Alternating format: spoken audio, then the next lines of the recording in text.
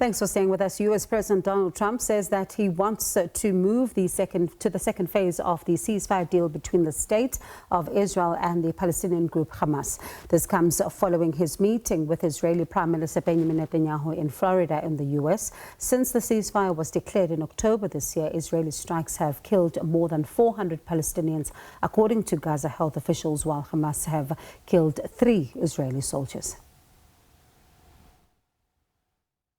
The ceasefire between Israel and Hamas is underway. The U.S. says that they are doing what they can do to implement the second phase of the agreement. Standing alongside Israeli Prime Minister Benjamin Netanyahu, U.S. President Donald Trump says that there is little difference in what the two countries are trying to achieve. And I think we came to a lot of conclusion and conclusions. And there's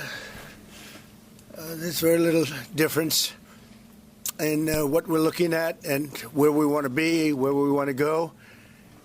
And so I just want to thank you for spending time. I know you're going to be over here for a couple of days, and maybe we'll be surprising us on New Year's Eve. That'll be fine. Trump also says that he isn't worried about the slow progress of phase 2 of the agreement.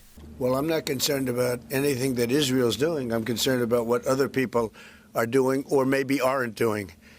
But I'm not concerned. They've lived up to the plan.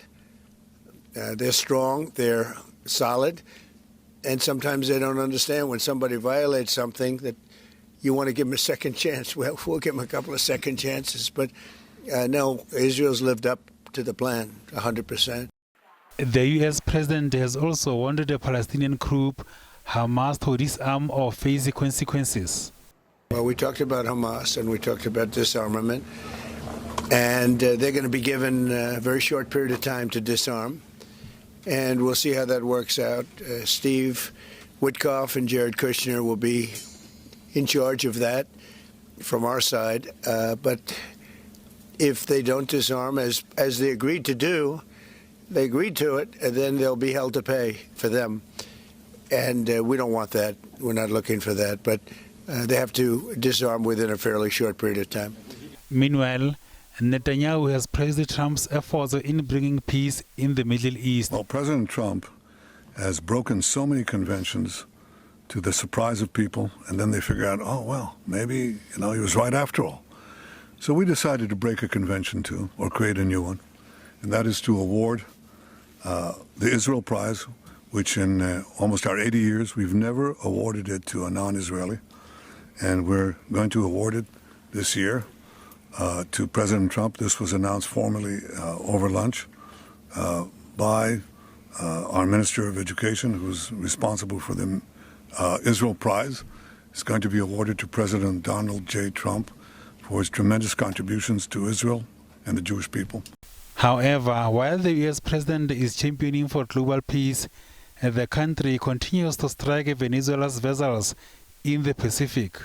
There was a major explosion in the dock area where they load the boats up with drugs. They load the boats up with drugs, so we hit all the boats, and now we hit the area. It's the implementation area. That's where they implement, and that is no longer around. Israel and Hamas have accused each other of breaching the deal, with Tel Aviv indicating that if the Palestinian group is not disarming peacefully, it will resume military action. SABC News. For more on this and other international issues making headlines, we speak to SABC News specialist correspondent Sophie Mokoena. Sophie, good evening to you, and thank you so much for your time. When you look at the issue of Israel, right, there's a lot to talk about, but the latest one being the partial recognition of Somaliland, and this has drawn much criticism for the state of Israel. Let's talk about why now. Well, we know that there has been problems in the Red Sea, and also Israel itself is trying to extend its operations in terms of monitoring of the Red Sea. As you know, that Yemen has become a problem for them, with Houthis constantly attacking the vessels that are carrying cargo that is destined to countries such as Israel. We saw this happening since last year, the issue of supply chain being affected, and therefore Israel wants to make a strong relationship, or to have a strong relationship with Somaliland, because it is strategically positioned where they can be able also to have perhaps military base to monitor what's happening in the Red Sea, and also to monitor countries such as Iran. And therefore, that is why you see Israel trying to build a strong relationship with an area, because Somaliland is part of Somalia, and therefore they want to build a relationship with Somaliland, which is part of Somalia as per the laws of, or the constitutive act of the African Union, because Somaliland wants to break away from Somalia. And for now, it is still part of Somalia, even though the area has been running its affairs. And therefore, Israel is taking advantage because that area wants to break away from Somalia. And they are also hoping that Israel will be able to convince other countries, the allies of Israel, to support the view and the attempt to break away from Somalia. And there's been lots of reaction, right, and latest one to add the voice to this particular issue has been South Africa, and really, stressing up the issue of territorial sovereignty here and how this might be problematic for the region. Yes, South Africa is aligning itself with the position of the African Union. We saw the African Union issuing a statement supporting Somalia and saying that they support the unity of Somalia, and they don't support the breakaway program of that part of Somalia, which is Somaliland. And therefore, South Africa is supporting the position of the continental body, but also the position of the regional organization IGAD, as we know that Somalia is part of IGAD, and therefore Somaliland, which is part of Somalia, is again saying that they support the unity of Somalia, rather than the breakaway program. And moving on to another issue, right, the key elections in the Central African Republic, with President Faustin Archange Touadera projected to secure another third term. Yes, we know that he did indicate that he wanted to contest elections or to secure a third term, and they had to amend the constitution, and that is why now he was able to contest, and therefore clearly there is no competition, and many people are predicting and accepting that he is going to continue to lead the Central African Republic. And with Guinea, what's the latest as the country was holding its first elections post the coup?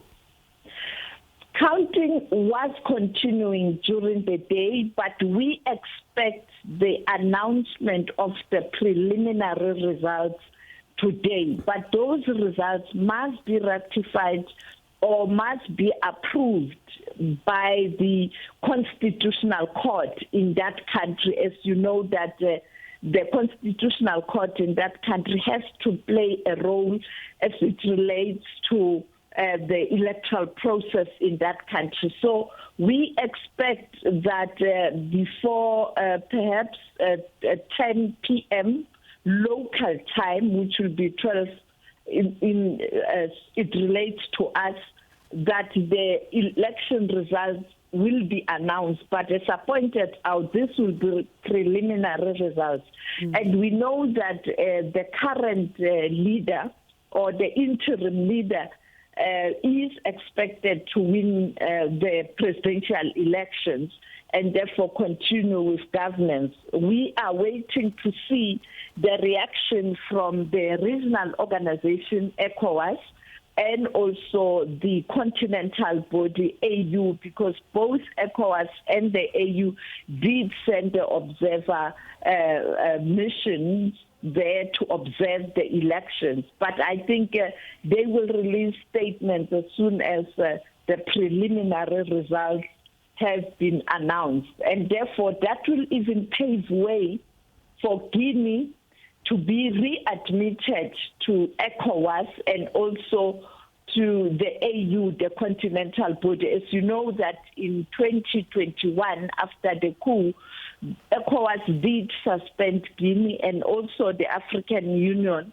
did suspend Guinea. And therefore, this election is quite important for Guinea because it will pave way for integration and also for the leader to be able to interact with other countries on the continent after that process of elections. When after he staged the coup in 2021, he had made an undertaking that in 7 years, Guinea will go to the polls. And indeed, Guinea went to the polls last week, and therefore now we are waiting for those results and the process to start in terms of appointment of cabinet. And a final one before I let you go, the issues around the Ukraine-Russia peace deal. It seems that the fate of Donbas, right, it's still quite uncertain, hanging in the balance.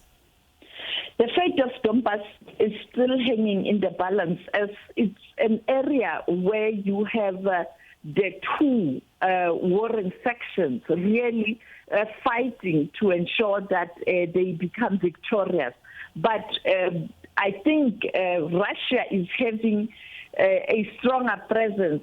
We saw them pushing forward, and some of the Ukrainian soldiers not being able to fight back or to push back Russia. But also the main story internationally as it relates to Russia and Ukraine is the report or the statement that was made by President Putin even during his interaction with the President of the United States of America yesterday, saying that his residence was attacked and therefore accusing Ukraine being the country that is responsible for that. But Ukraine, on the other hand, has denied the allegations. So we don't know. And that led to an escalation of tension, even though Russia has indicated that this incident will not push Russia out of the negotiations, but they will certainly respond or retaliate because they see this as a provocation of a highest order as it relates to the tensions that has engulfed these two countries. Sophie Mokoena, I appreciate your time. SABC News Specialist Correspondent. They're joining us to look at stories that are making headlines here on the continent as well as further afield.